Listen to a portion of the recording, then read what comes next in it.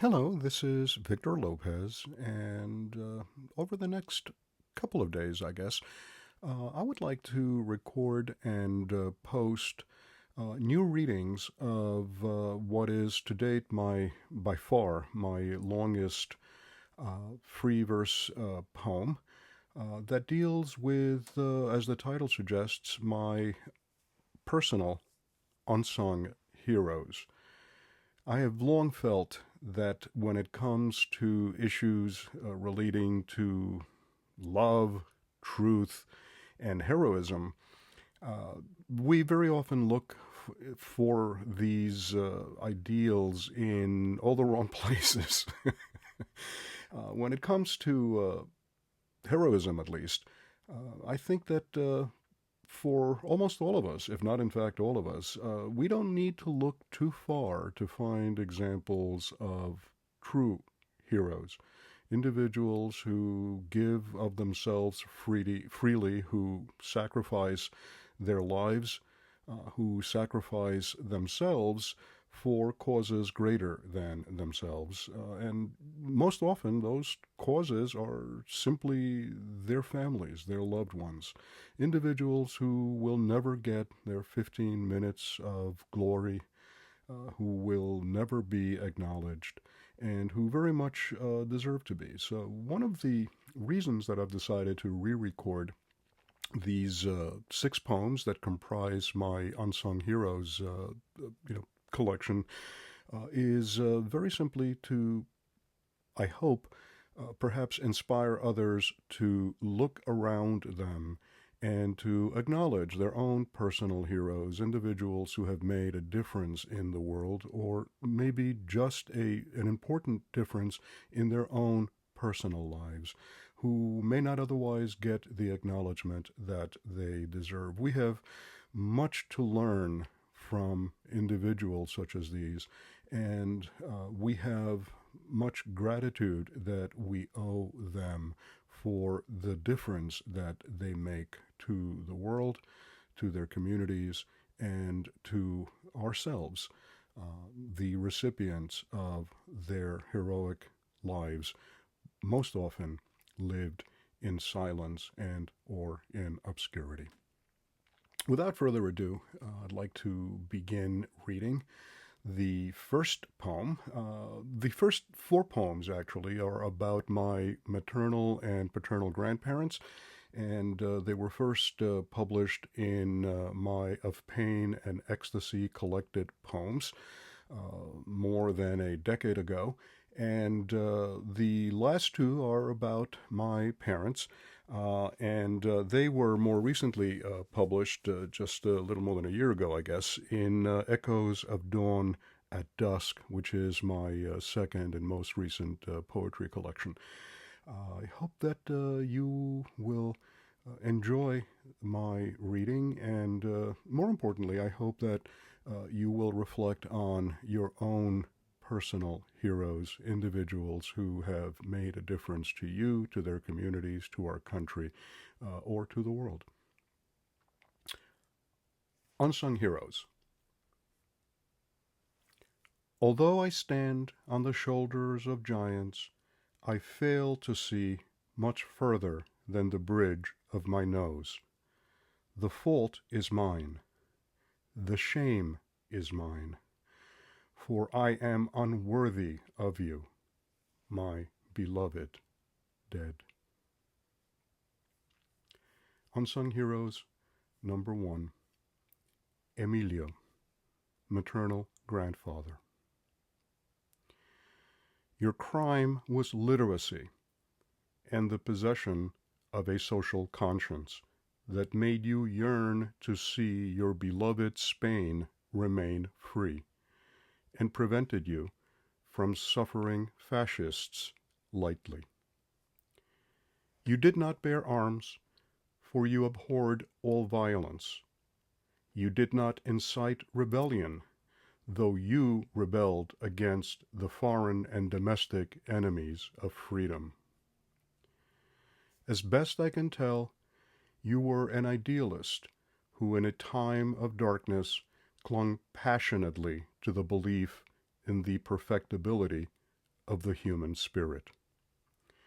You would not abide the lies the regional papers carried, and translated news from American and British newspapers about the gathering storm, sharing the truth freely with all who would listen. You gave speeches and wrote speeches delivered by others in support of a doomed republic collapsing under the weight of its own incompetence and corruption. You were warned by friends of your imminent arrest and offered passage back to the United States or to Buenos Aires, where so many of your friends had already found refuge. But they would not get your wife and 9 children out, and you refused to leave them to their fate. They came for you, as always, in the middle of the night, these cowards with stern faces hiding behind machine guns. They took you prisoner, not for the first time, to the Castillo de San Anton, a fortress by a most beautiful, tranquil bay, where they tore out your nails one by one, and those their gentlest caresses, while they asked you for names. You endured God knows what there for months, and were sentenced to be shot as a traitor at La Plaza de Maria Pita. But the Republic had friends, even among the officers of the fascist forces, and one of them opened your cell door on the eve of your execution.